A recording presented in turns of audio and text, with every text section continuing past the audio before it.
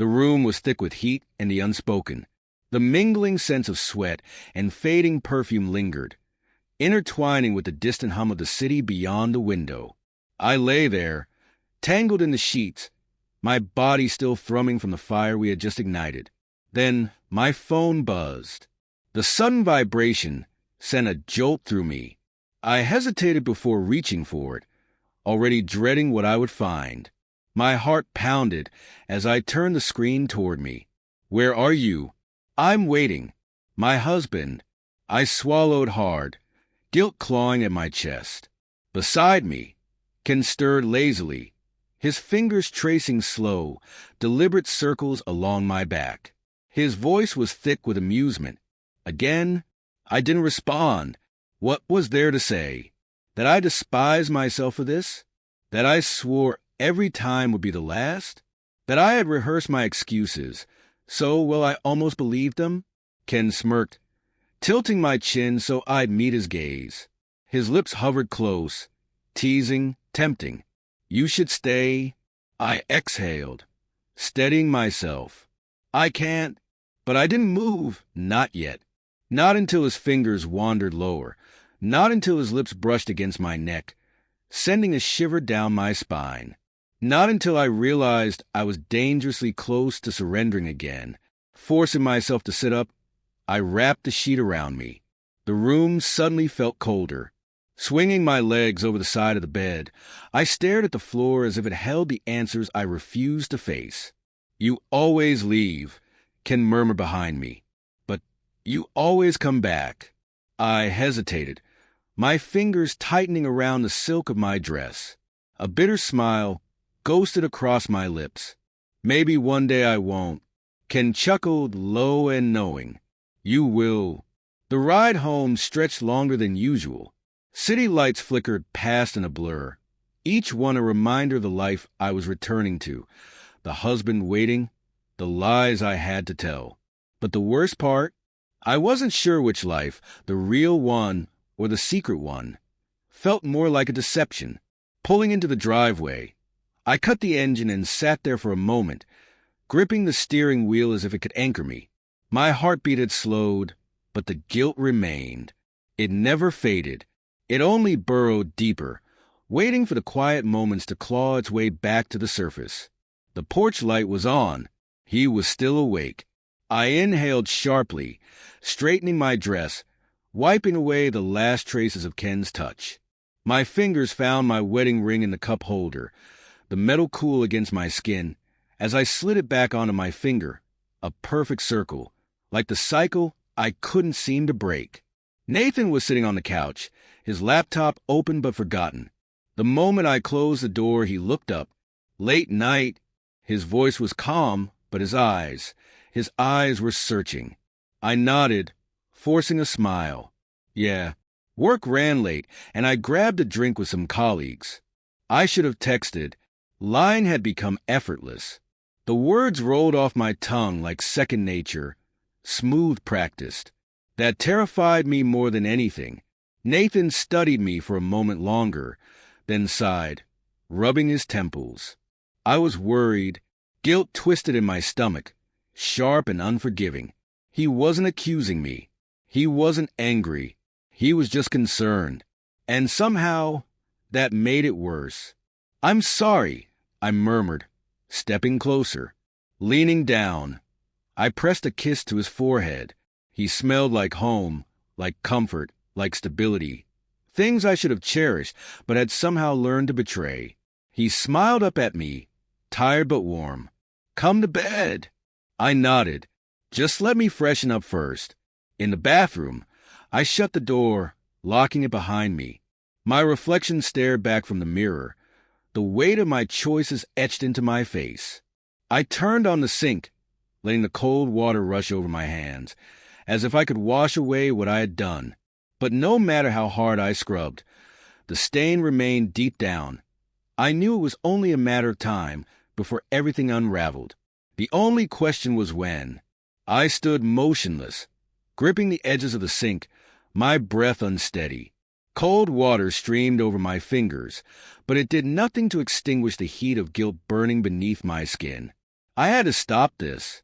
I told myself that after every time, but every time, I found my way back to Ken. I shut off the faucet, watching the last droplet slide down the drain before straightening. My reflection met my gaze, lips slightly swollen, skin still tingling from his touch. I reached up, rubbing my neck, erasing any lingering trace of him. Nathan trusted me, and I shattered that trust with every lie, every stolen moment. Exhaling slowly, I forced my expression into neutrality before stepping back into the bedroom. Nathan was already in bed, one arm draped over his forehead, his breathing slow and even. I slipped under the covers carefully, not wanting to disturb him. But just as I settled in, his voice pierced the silence. "You've been different lately." My body stiffened. "What do you mean?" A pause. Then he turned slightly toward me. "I don't know, just distant." I swallowed hard, my pulse quickening. Was this it? The moment everything came crashing down?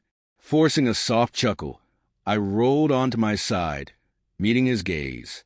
"Work has been exhausting. You know how it is." Nathan studied me, his eyes searching for what I wasn't sure. The truth, maybe. But I had perfected the art of deception. After a moment, he sighed and reached for my hand, threading his fingers through mine. "I miss you, Amara." Something inside me cracked. "I'm right here," I whispered, squeezing his hand gently. He gave me a small, tired smile before closing his eyes. Within minutes, his breathing deepened, slipping into sleep. But I lay awake, staring at the ceiling, trapped between the life I had and the one I couldn't let go of. And deep down, I knew this was only the calm before the storm. The days that followed felt like walking a tightrope, each step more precarious than the last. I told myself I wouldn't see Ken again, that I would stop before it was too late.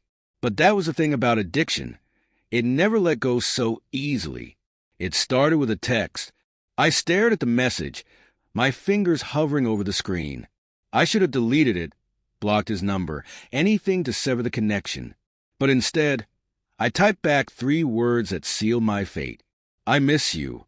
That was all it took. The next night, I was back at his apartment. The door had barely clicked shut before his hands found my waist, his mouth claiming mine. I let myself drown in him again, in the fire, in the escape.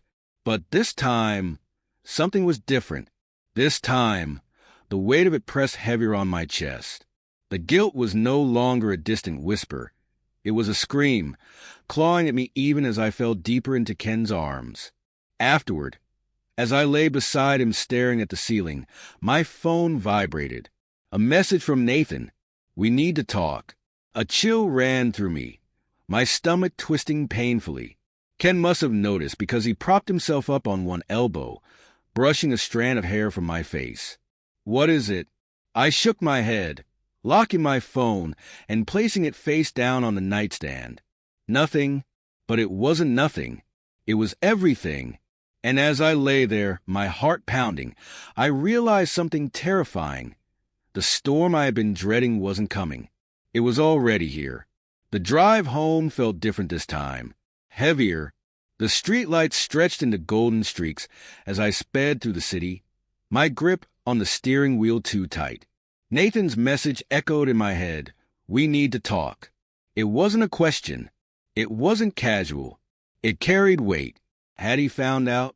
Had I left something behind? A scent? A shift in my behavior? Guilt had a way of altering things. How I kissed him, how I spoke, how I touched him. Maybe he had noticed. By the time I pulled into the driveway, my pulse was a drumbeat in my ears.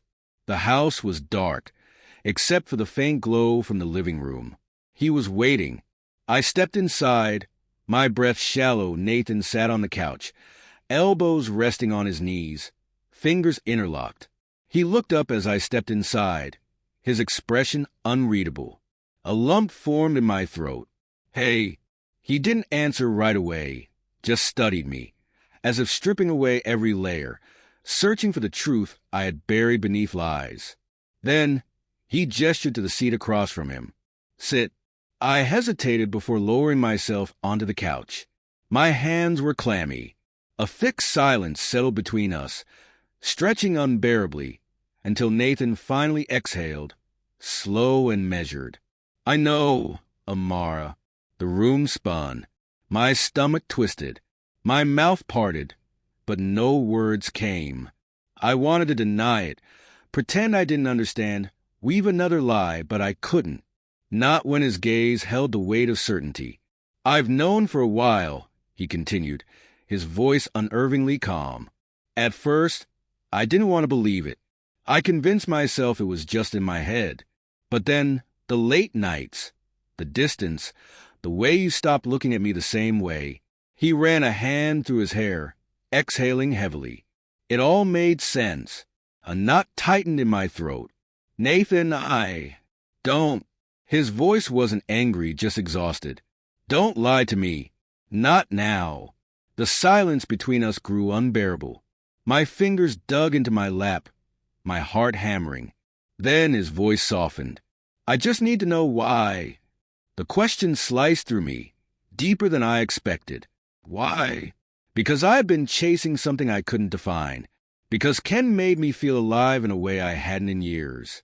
Because I had foolishly believed I could live two lives without consequences. But I couldn't bring myself to say any of it. Instead, I whispered, "I don't know." Nathan's lips pressed into a thin line, and he nodded as if that answer was all he needed. "I loved you, Amara." The past tense shattered something inside me. A tear slipped down my cheek, but I made no effort to wipe it away.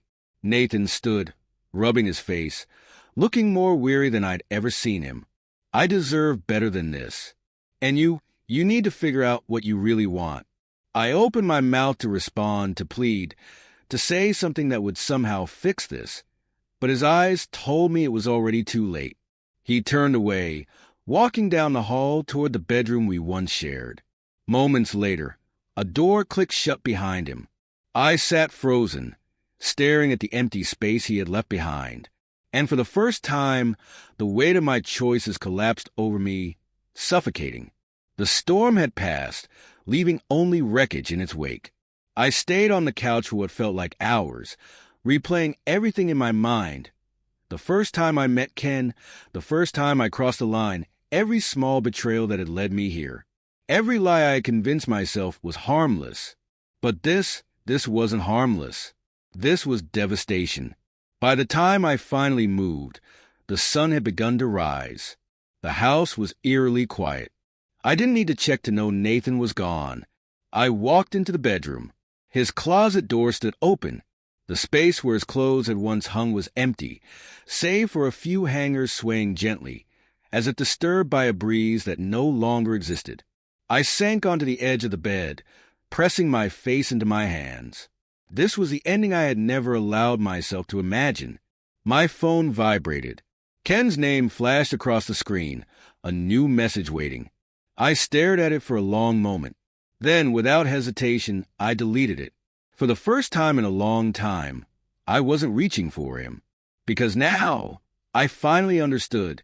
The thrill, the passion, the fire. It had all been an illusion. And now that the flames had burned out, all that remained was the cold, empty truth. I had lost the only thing that truly mattered. And this time, there was no going back.